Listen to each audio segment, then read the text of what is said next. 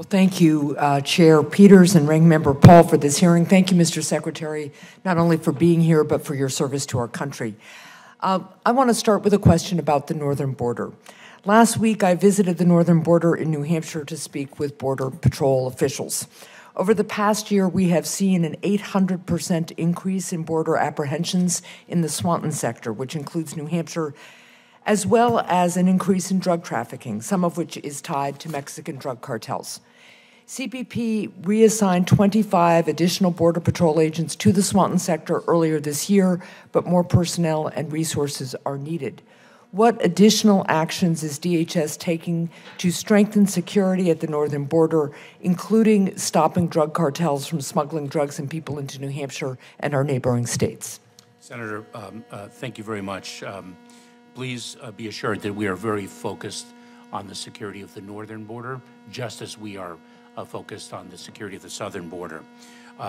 I worked with our partners to the north, with my Canadian counterpart, to finalize the Safe Third Country Agreement that we have with Canada, which indeed will further strengthen the security of the northern border.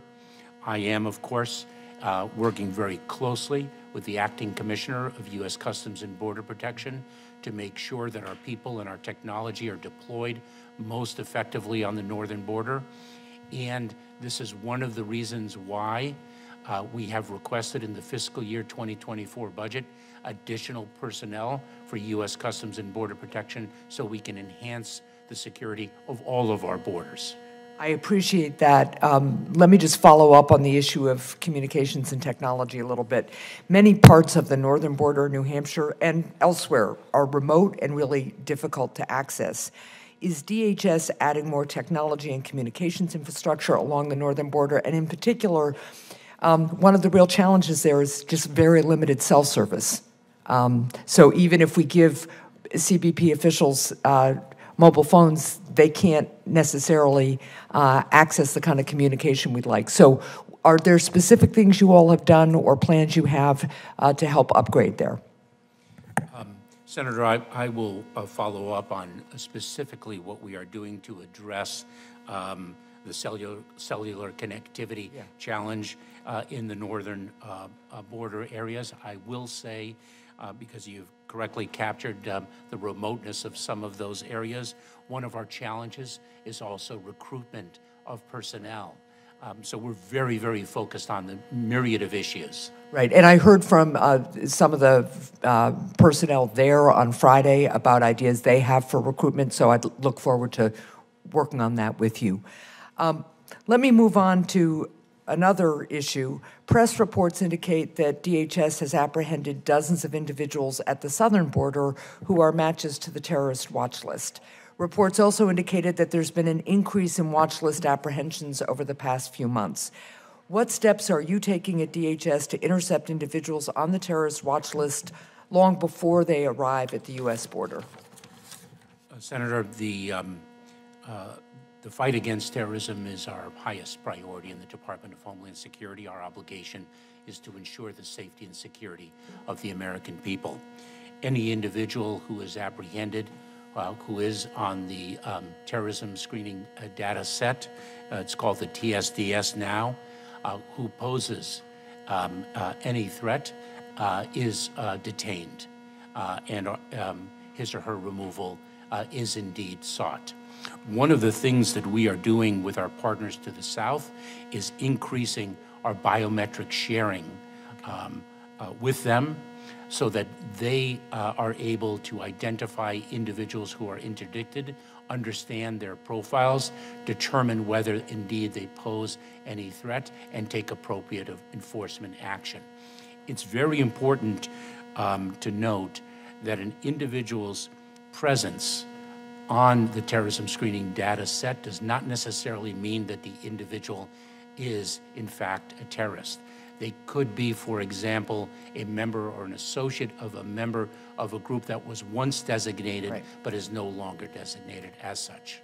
Understood, but I think the more we can do, and I look forward to following up with you on thwarting that threat before it gets to the border, the better off we all are and the safer we are. I want to talk about another issue on the southbound border. U.S. and Mexican authorities obviously need to work together to stop the flow of fentanyl, meth, and other dangerous drugs that are manufactured in Mexico and smuggled into the United States. You testified about that. We've done work on increasing technology and the like at the border. But Mexican authorities have indicated that they need U.S. law enforcement authorities to do more to disrupt the flow of weapons and money flowing south to drug cartels. CBP only inspects a small percentage of southbound people and cargo before they leave the U.S. What does DHS need in order to perform more southbound inspections and intercept guns and money flowing south? Senator, this is indeed a subject that we have discussed with our Mexican counterparts. In fact, in the last time I was in Mexico, I discussed this with the Foreign Secretary of Mexico. We are seeking in our fiscal year 2024 budget additional personnel and additional technology to assist us in the interdiction of contraband, firearms, and other and money flowing southbound. Our Homeland Security investigations, the criminal investigative arm of U.S. Immigration and Customs Enforcement, is indeed investigating the flow of funds and the flow of firearms and seeking to interdict them on an increasing basis. Okay, and I will follow up with you on that as well. One last follow-up on this general issue. Last week, the Treasury Department announced sanctions against 2 Chinese companies supplying precursor chemicals to Mexican drug cartels, and DEA and DOJ announced charges against 28 members of the Sinaloa cartel.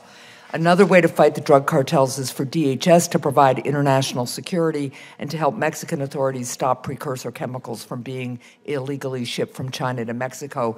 How can DHS provide additional support to Mexican authorities in order to strengthen our own security? And what training, resources, equipment, or other methods of support can DHS provide? Senator, we are sharing information and intelligence. We are strengthening the port security in Mexico. We are assisting our Mexican counterparts in doing so. We have our transnational criminal investigative units.